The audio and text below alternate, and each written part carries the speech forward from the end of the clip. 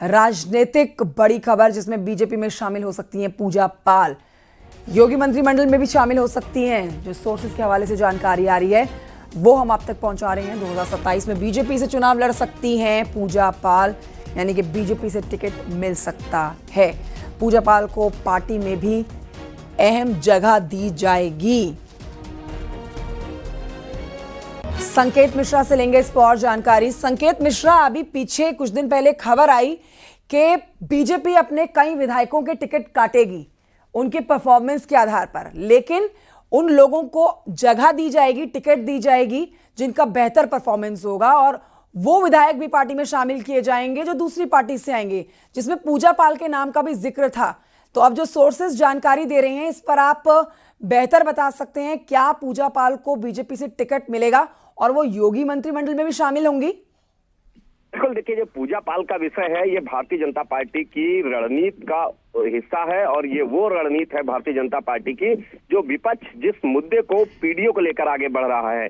Bharatiya Janata party पूजा पाल के जरिए जिस तरीके से पाल समाज के बीच में भावनात्मक संदेश देगी कि किस तरीके से पाल समाज की विधायिका ने और समाजवादी पार्टी की विधायिका ने जब अपने पति के हत्यारे के खिलाफ कार्रवाई करने वाली योगी सरकार को सराहा, तो उनका अपमान करते हुए समाजवादी पार्टी ने सीधे तौर पर पूजा पाल को पार्टी से निष्कासित कर दिया। अब ऐसे में पूजा पाल को भारतीय जनता पार्टी जल्द ही पार्टी ज्वाइन करा सकती है। दिल्ली में कई बड़े नेताओं से पूजा पाल से बातचीत चल रही है और जल्द ही पूजा पाल भारतीय जनता पार्टी ज्वाइन कर सकती है, और पूजा पाल को टिकट की बात तो तय ही है कि टिकट दिया जाएगा। लेकिन संकेत, एक पोस्टर भी चर्चा का विषय बना हुआ है। पूजा पाल का जो पोस्टर लगा हुआ है एक, उसमें नीले गहरे रंग में तस्वीरें चस्पा की गई हैं, भीमराव अंबेडकर की भी तस्वीर है उसमें।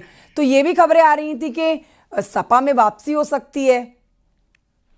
देखिए, ये सपा समाजवादी पार्टी में पूजा पाल की जो वापसी की बात है, ये उत्तर प्रदेश में आज की जो राजनीतिक परिस्थितियां हैं बिल्कुल संभव नहीं है। वजह साफ है, ये जो इस तरीके के कोई उम्मीद जरा भी नहीं है, क्योंकि पूजा पाल को समाजवादी पार्टी ने अभी पार्टी से निष्कासित किया है। ऐसे में कोई विकल्प ही समाजवादी पार्टी में नहीं है, और पूजा पाल ने लगातार वो समाजवादी पार्टी पर हमलावर है। कल भी उन्होंने सीधे तौर पर एक पत्र समाजवादी पार्टी के मुखिया अखिलेश यादव को लिखा और समाजवादी पार्टी और अखिलेश यादव पर जमकर निशाना साधा। तो ऐसे में ये तो एकदम निराधार बात है, लेकिन इतना तय है कि पूजा पाल के जरिए भारतीय जनता पार्टी पाल समाज के बीच में पीडीए का वो फार्मूला जो समाजवादी पार्टी लेके आगे बढ़ रही है, पिछड़ों के बीच बीजेपी जाएगी, जनजागरण अभियान चलाएगी और पूजा पाल के जरिए भावनात्मक सपोर्ट जो है वो। संकेत, हमारे सहयोगी हमको जानकारी इस पर दे रहे थे। शुक्रिया आपका संकेत, जानकारी के लिए। और सीधे आपको लिए जा रहे हैं गोरखपुर इस समय, जहां पर मुख्यमंत्री योगी आदित्यनाथ अपने गृह क्षेत्र में मौजूद हैं। गोरखपुर गुरुद्वारे में मत्था टेकने के लिए मुख्यमंत्री योगी आदित्यनाथ इस समय पहुंचे हुए हैं। सिख समुदाय के बीच में देखिए मुख्यमंत्री योगी आदित्यनाथ यहां आज रविवार के दिन सुबह सवेरे मत्था टेकने के लिए पहुंचे हुए हैं। आज और भी कई महत्वपूर्ण काम है जिसमें मुख्यमंत्री की भागीदारी रहेगी, वो शिरकत करने जा रहे हैं। लेकिन ये देखिए, इस कार्यक्रम की तैयारियां काफ़ी दिनों से की गई थी। तस्वीरें भी यहाँ पर, आप इन तस्वीरों में मुख्यमंत्री के स्वागत के लिए जो यहाँ तैयारियां की गई हैं उनके माध्यम से अंदाज़ा लगा सकते हैं। बेहद महत्वपूर्ण ये आज मुख्यमंत्री का गुरुद्वारे का दौरा आप कह सकते हैं आज, जो कि गोरखपुर में ही उनके ही गृह क्षेत्र में है। रामगोपाल से लेते हैं इस पर जानकारी। रामगोपाल, ये पूरी खबर बताएं। तस्वीरें तो मुख्यमंत्री की हम दिखा रहे हैं, आज क्या होने वाला है, आज उनके पूरे कार्यक्रम की जानकारी हमारे दर्शकों को दें। गुरुद्वारे में पहुंचे हुए हैं और यहाँ पे पर्यटन विभाग के द्वारा करीब 2,34,68,000 रुपए से यहाँ के जो विकास कार्य कराए गए थे पर्यटन विकास को लेकर, उन विकास कार्यों का मुख्यमंत्री अभी लोकार्पण किया है।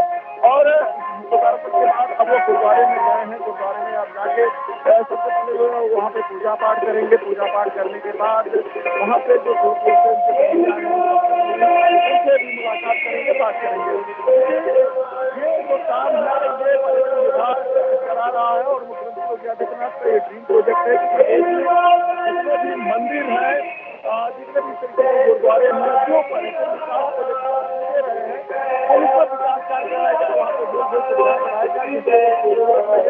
लगे और वहाँ पे बड़ी संख्या में जो बाहर के पर्यटक आए वो जब प्रदेश की छवि लेके जाए तो एक बेहतर और पौष्टिक छवि लेके जाए, तो उसी कड़ी में मुख्यमंत्री योगी आदित्यनाथ लगातार इन तरीके के कामों का विकास कार्य कराते रहे हैं और करा रहे हैं। आज जब मुख्यमंत्री योगी आदित्यनाथ यहाँ पे पहुंचते हैं, बैठक में पहुंचते हैं, तो सबसे पहले उनका स्वागत गुरुद्वारा प्रबंधन कमेटी के द्वारा गुरुद्वारा सिख समुदाय के लोगों द्वारा किया जाता है। और इसके बाद जो छोटे छोटे बच्चे आते हैं, बच्चे भी उनका स्वागत करते हैं, मुख्यमंत्री उन बच्चों से प्यार दुलार करते हैं, उनको चॉकलेट देते हैं और फिर आगे बच्चों को लेके वो आगे बढ़ते हैं। और तो आप देखिए इस तरीके से जो बच्चे हैं वो धीरे धीरे आगे बढ़ते हैं और बच्चे के आगे बढ़ने के बाद मुख्यमंत्री उनके पीछे चलते हैं, तो वहाँ बच्चे आगे रहते हैं, मुख्यमंत्री पीछे रहते हैं और उसके बाद जब वो ठीक है, आपकी आवाज़ ठीक से नहीं आ रही रामगोपाल। भजन कीर्तन का कार्यक्रम इस समय चल रहा है और मुख्यमंत्री यहाँ पर अच्छा समय बिताने वाले हैं। तस्वीरें फिलहाल अपने दर्शकों को दिखा रहे हैं। सिख समुदाय के बीच में मुख्यमंत्री अक्सर देखे जाते हैं क्योंकि मुख्यमंत्री योगी आदित्यनाथ जितने भी कार्यक्रम शबद कीर्तन या गुरुद्वारा में महत्वपूर्ण कार्य होते हैं उनमें ज़रूर जाते हैं। और आज भी एक महत्वपूर्ण कार्यक्रम जहां पहुंचे हुए हैं मुख्यमंत्री योगी आदित्यनाथ। छोटे छोटे बच्चे भी आप देखेंगे उनके साथ मौजूद हैं। इस समय शबद कीर्तन में शामिल हो रखे हैं मुख्यमंत्री योगी। और आइए बढ़ते हैं आगे, कुछ और खबरें आप तक पहुंचा रहे हैं। कानपुर की खबर जानिए जहां पर चलती ट्रेन में चढ़ने की कोशिश में महिला ट्रेन के नीचे गिर गई और ये जो पास में लगा हुआ सीसीटीवी कैमरा था स्टेशन पर उसमें तस्वीरें भी रिकॉर्ड हुई हैं। आरपीएफ और स्टेशन पर मौजूद लोगों ने इस महिला को बचा लिया। महिला गरीब रथ से कानपुर सेंट्रल स्टेशन के प्लेटफॉर्म नंबर 5 पर ट्रेन में चढ़ रही थी। पूरी घटना सीसीटीवी में रिकॉर्ड हो गई।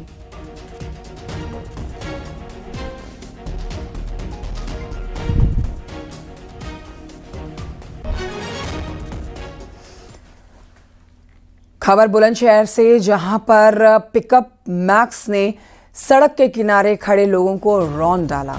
हादसे में पीआरडी जवान की मौत हो गई, 3 लोग घायल हैं। सूचना के बाद मौके पर पहुंची पुलिस ने घायलों को अस्पताल में भर्ती कराया है और शव को पोस्टमार्टम के लिए भेजा है।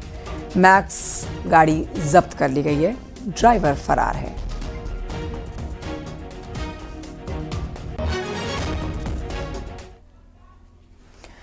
खबर एटा से है जहां पर राजा का रामपुर थाना क्षेत्र में बारिश की वजह से एक पुराना मकान भरभरा कर गिर गया। हादसे में एक शख्स की मौत हो गई है, 7 लोग गंभीर रूप से घायल हुए हैं। फर्रुखाबाद के निजी अस्पताल में घायल भर्ती कराए गए हैं।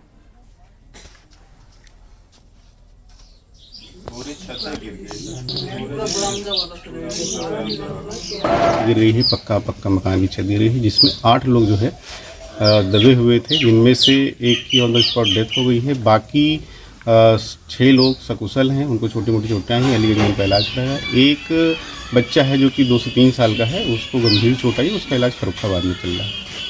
प्रशासन की तरफ से क्या इसमें अभी सहायता राशि की क्या? प्रशासन की तरफ से हमारे यहाँ दैवीय आपदा में ये कवर हो जाएगा और बाकी ये मुख्यमंत्री कृषक दुर्घटना में भी जो अनुबंध सहायता है उसको हम देने की प्रक्रिया कर रहे हैं। उधर पीलीभीत से खबर जहां पर एक बाइक ने पैदल रोड पार कर रहे बुजुर्ग को टक्कर मार दी। बुजुर्ग रोड पर गिर गए, गंभीर रूप से घायल हो गए। राहगीरों ने उनकी मदद की, सामुदायिक स्वास्थ्य केंद्र उनको भर्ती कराया गया। डॉक्टर के द्वारा घायल का प्राथमिक उपचार करने के बाद उन्हें गंभीर हालत में जिला अस्पताल रेफर किया गया है। और यहाँ एक और जानकारी इसी खबर से जुड़ी हुई। जिला अस्पताल में बाइक से जो टक्कर हुई थी और इस बुजुर्ग का इलाज किया जा रहा था, उसमें इस बुजुर्ग की मौत हो गई है।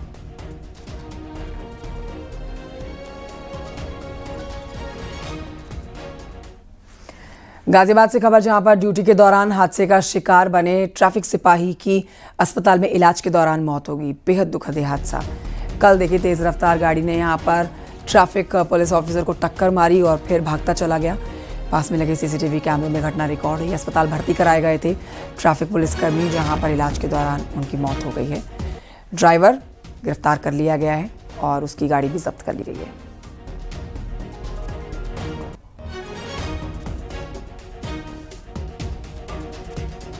दिल्ली मेरठ एक्सप्रेसवे पर उस समय एक बड़ा हादसा हो गया जब ड्यूटी पर तैनात एक ट्रैफिक पुलिसकर्मी को तेज रफ्तार अर्टिगा गाड़ी ने टक्कर मार दी। तस्वीरें मैं आपको दिखाना चाहूंगा। फिलहाल हम खड़े हैं गाजियाबाद के विजयनगर थाना क्षेत्र के दिल्ली मेरठ एक्सप्रेसवे पर। आपको बताना चाहूंगा कि शुक्रवार की शाम इसी जगह पर विपिन, जो कि ट्रैफिक पुलिस में तैनात थे, उन्होंने यहाँ पर ड्यूटी दे रहे थे। उसी दौरान एक तेज रफ्तार अर्टिगा गाड़ी आई और उनको जोरदार टक्कर मारी।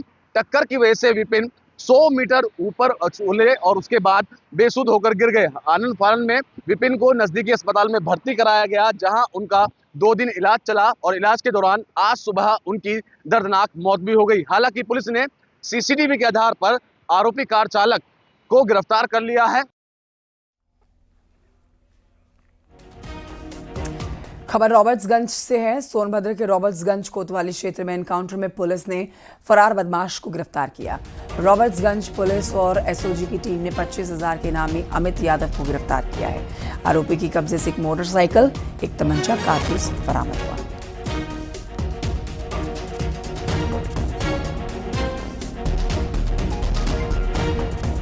रॉबर्ट्सगंज प्रभारी निरीक्षक को एक सूचना प्राप्त हुई कि आज होना से हिंदवारी पुलिया की तरफ मोटरसाइकिल से आ रहा है। इस सूचना पे एसओजी प्रभारी, रॉबर्ट्सगंज थाना प्रभारी द्वारा घेराबंदी की गई। अपने आप को घेरा देख करके प्रिंस ने पुलिस टीम पे फायरिंग कर दिया। हिकमत अमली से अपने आप को बचाते हुए पुलिस टीम द्वारा जवाबी फायरिंग की गई, जिसमें प्रिंस के पैर में गोली लग गई। प्रिंस को जिला अस्पताल रवाना किया गया। मौके पर फॉरेंसिक टीम द्वारा जाँच की जा रही है, अन्य वैधानिक कार्रवाई की जा रही है। उधर सहारनपुर से खबर, जहां पर पुलिस और बदमाशों के बीच मुठभेड़ हो गई है। एनकाउंटर में गौकशी के मामले में वांटेड चल रहा शातिर अपराधी के पैर में गोली लगी। पुलिस ने आरोपी के कब्जे से तमंचा, कारतूस, खोखा बरामद किया। आरोपी पर पहले से ही गौकशी आर्म्स एक्ट और कई अन्य धाराओं में मुकदमे दर्ज हैं।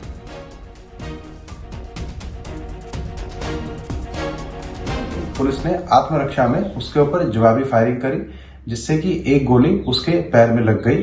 जब पुलिस ने पास जाके तस्दीक किया तो पता चला कि यह घायल व्यक्ति नसीम सन ऑफ लतीफ, ग्राम छजपुरा, थाना जनकपुरी का निवासी है। यह थाना जनकपुरी पुलिस के एक गोकशी केस का वांछित है और कुल मिलाकर इसके ऊपर गोकशी एवं आर्म्स एक्ट के 4 अभियोग पंजीकृत हैं।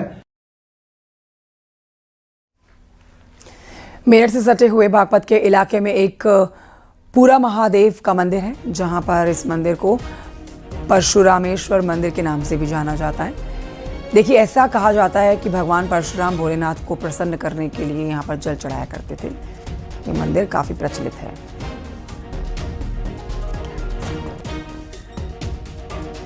पूरा महादेव मंदिर के नाम से पूरे विश्व में विख्यात है। मान्यता है कि यहाँ परशुराम जी ने कांवड़ से गंगा जल लाकर भोले बाबा के दरबार में हाजिरी का जल चढ़ाया था।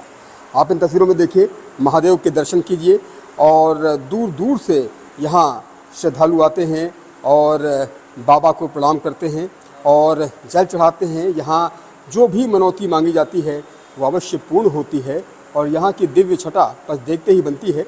कांवड़ के महीने में तो यहाँ का नज़ारा बस देखते ही बनता है। यहाँ पर तिल भर पैर रखने की जगह नहीं मिलती है। एक छोटे से ब्रेक के लिए यहाँ रुकना होगा, कहीं मत जाइए, जल्द लौटेंगे।